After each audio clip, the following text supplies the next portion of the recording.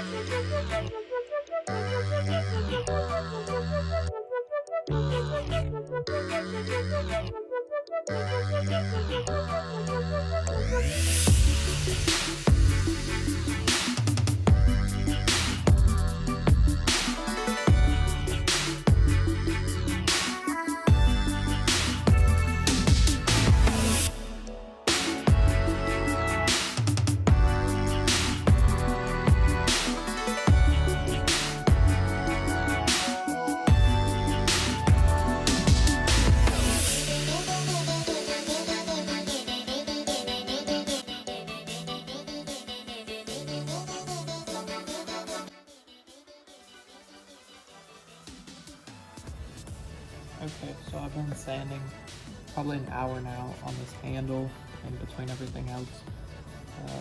The handle's doing pretty good. I've started using a file to get in between here because it's pretty hard to reach with sandpaper efficiently.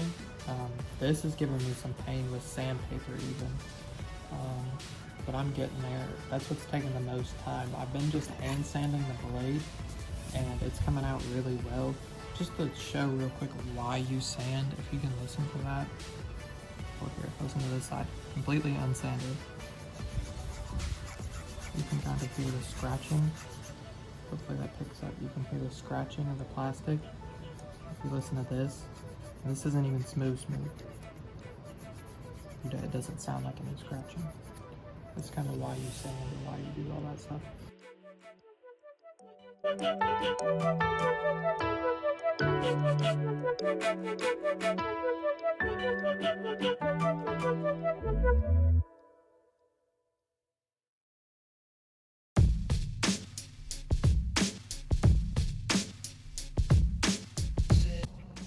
Okay, I finished sanding all the dagger pieces enough to where next I'm going to want to put a coat of filler primer on, or just primer if you sand it a lot. I don't want to spend a whole lot of time sanding, so I'm just going to put some filler primer on. This is available in the US. And that should get any of the little lines that I missed, and I'll just sand that a little bit after. Then we should be ready for some real paint.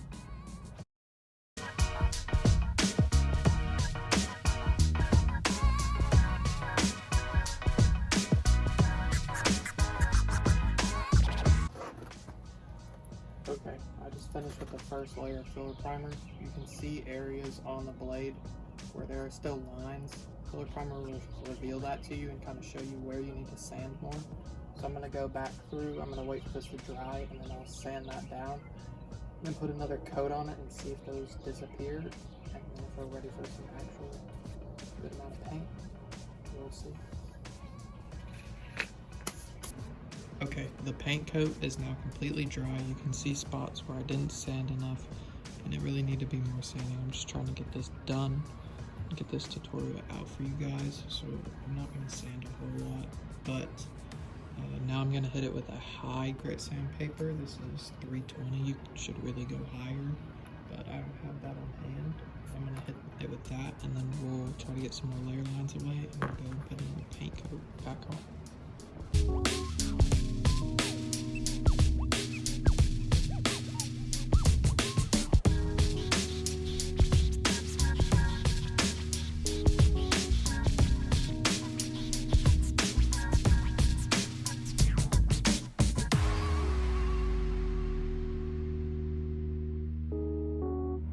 Okay, the next step is going to be to add whatever spray paint or paint you're going to be using after it's all sanded and as smooth as you want.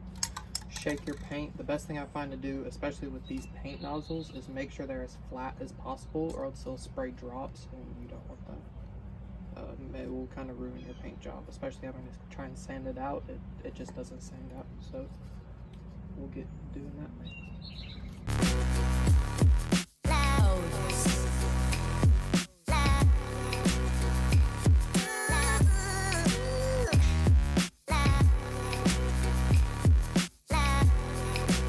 Okay, so I've gone ahead and finished doing both sides of all these prints with some paint.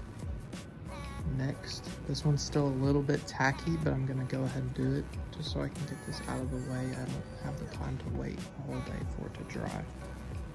Next, I'm going to be adding some paint and weathering. The silver color stuff you're gonna see me add is Rub and Buff. It has some metallic type of flakiness to it. It adds just this extra metal shine. Makes it look much more realistic. I'll add that probably all along the edges and up in this area here. Just add it all along it, but not a whole lot.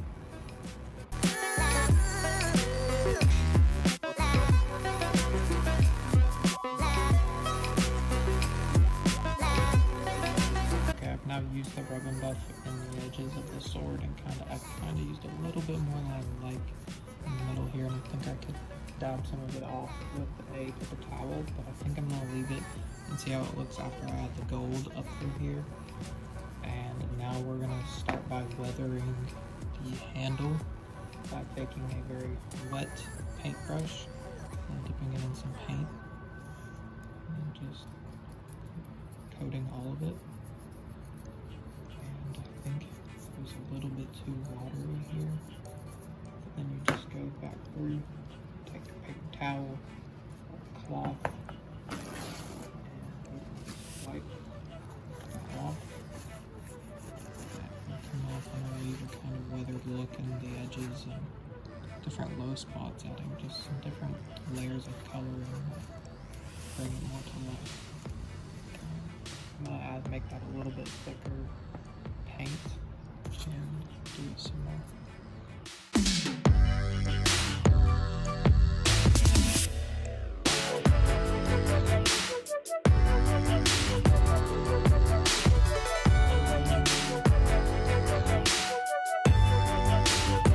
Okay, so I got that kind of weathered down some. I'm gonna let it dry on there a little bit before I wipe it off again and see if some more sticks. If it doesn't, I'm gonna have to sand it a little bit. I'm not sure. But next, I'm gonna take some of this green and take it right through these edges with a very fine brush. I thought I had some yellow that I was gonna do it down there, but apparently I don't. Let's see if I can get a little bit along those edges here. Not super bright, it's a little bit of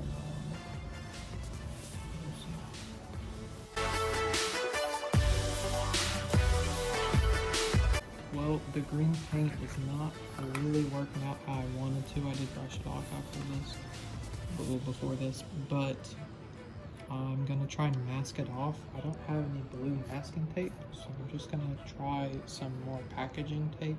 Really not the best idea, but I want this video out to you guys hopefully tomorrow, so I'm just gonna go ahead and use what I got. I would definitely recommend using blue masking tape though.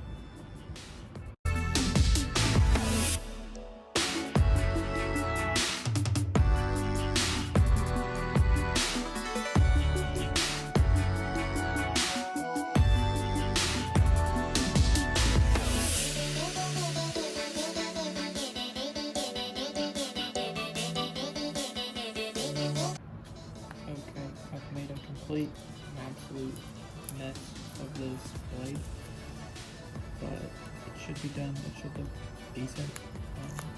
Next time I would do this, I'd use spray paint and then everything to make it off for sure.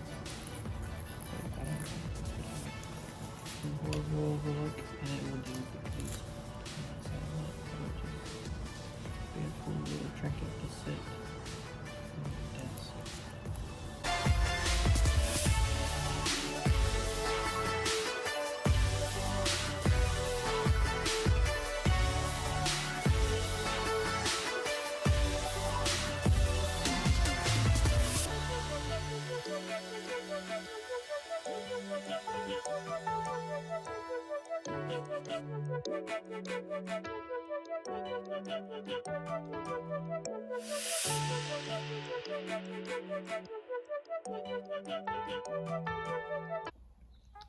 Okay, so I went back through, I took all that tape off, and I kind of cleaned up around some of the edges where some more paint got off. I'm liking this kind of look. It looks more weathered and just gives off more of what the Loki character would have if I imagined his daggers to have an accent color like that.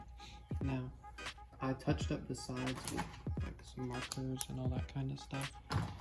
Now on the back I did like an outline in black kind of for it, and it gives it a much more dominant look, I would say, and I don't like that compared to this, where this looks more just realistic to it. But this would be a test prop. This wouldn't be a finished. I would be making another one anyway. I'm at PLA Weld. So these pieces are printed with little holes that you could put a like metal rod or something to strengthen them, but I find it just to use them as a guideline. So I took like a skewer, I cut it in half. I can kind of fit just little parts of it, and I'm gonna put it in the middle of this here and just use it to kind of keep me lined up. I have it like that, and I'll kind of hold it down. Make sure you wear a mask while doing this, and you'll just run your solder across the top.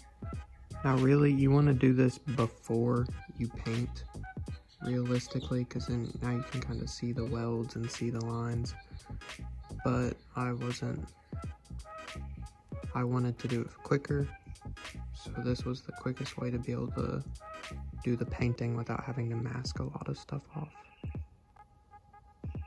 You'll just run it across the top there. Make sure you're hitting both the guard plastic and the handle plastic and fusing them together, melting them, and then they'll fuse together.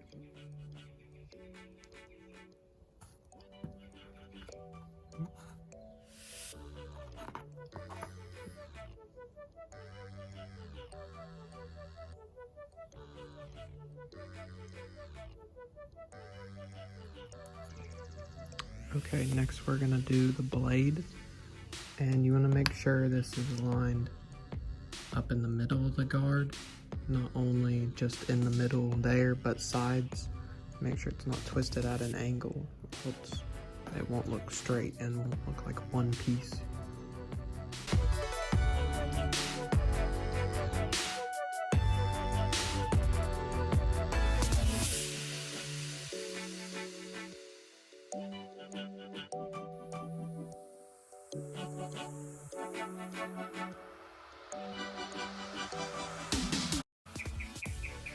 Okay, I had to go grab some plastic, some more PLA to actually get this to weld together fully. There was a pretty big gap it was making at the bottom, trying to get it to connect. Instead of doing that, I just used this like a little extra solder.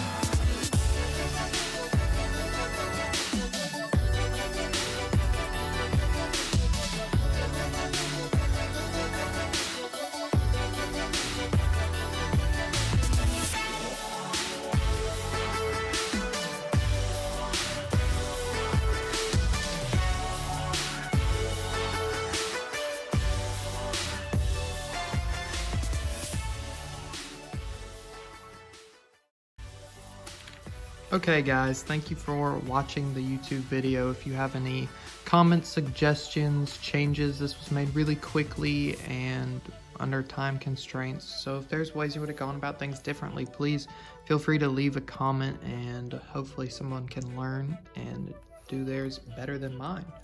I just want this to be a base for you guys to build off when you're making yours, so you kind of have a map of what to do.